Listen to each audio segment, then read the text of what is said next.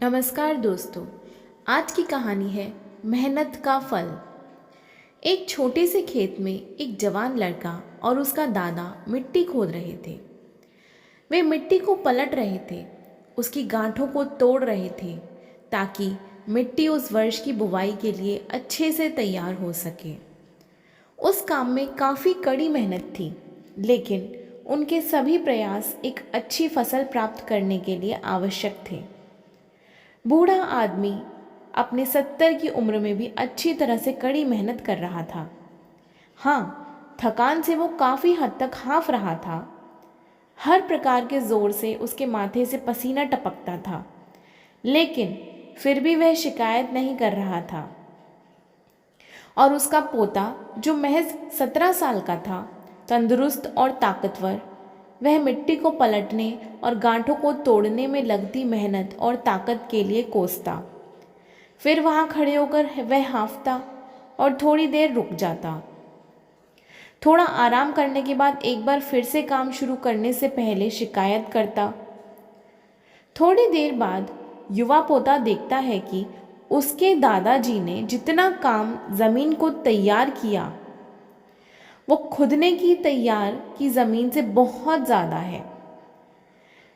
दादाजी, जब आप इतने बूढ़े हो फिर भी आपने मुझसे इतना अधिक काम कैसे किया? पोता अपने दादा से पूछता है। दादाजी ने उसे जवाब दिया, उसकी उसे उम्मीद नहीं थी। जब हम किसी काम को मुश्किल मानते हैं और उसके बारे में ज़्यादा सोचते हैं तो सच में वो काम मुश्किल हो जाता है, और हम बिना सोचे जब उसे करते हैं और करते ही रहते हैं तो वो काम आसान हो जाता है। पोता थोड़ा अचंभित हो जाता है, इसलिए दादाजी अपनी बात जारी रखते हैं। जब हम अपना समय यह सोचने में बिताते हैं कि कोई काम कितना कठिन है और अभी कितना बाकी है, तब हमारा मन बहाने बनाने लगता है। इन सभी चीज़ों के बारे में सोचना, अपने स्वयं के विचारों के बवंडर में फंसना ही उस काम को हमारे लिए बहुत बहुत ज़्यादा कठिन बना देता है। इसलिए समझदारी इसी में है कि वास्तविक रूप से पहली बार में शारीरिक कार्य किया जाए। जब आप तैयार किए काम के बारे में ज़्यादा सोचते हैं और अपने दिमाग को नकारात्मक विचारों पर ध्यान केंद्रित करने की अनुमति देते हैं, तो आपकी गति उस काम को करने के लिए अपने आप ही धीमी होती जाती है। अगर आप किसी भी काम के दौरान सकारात्मकता बनाए रखना चाहते हैं, तो आपको तुरंत उस काम को शुरू कर देना चाहिए।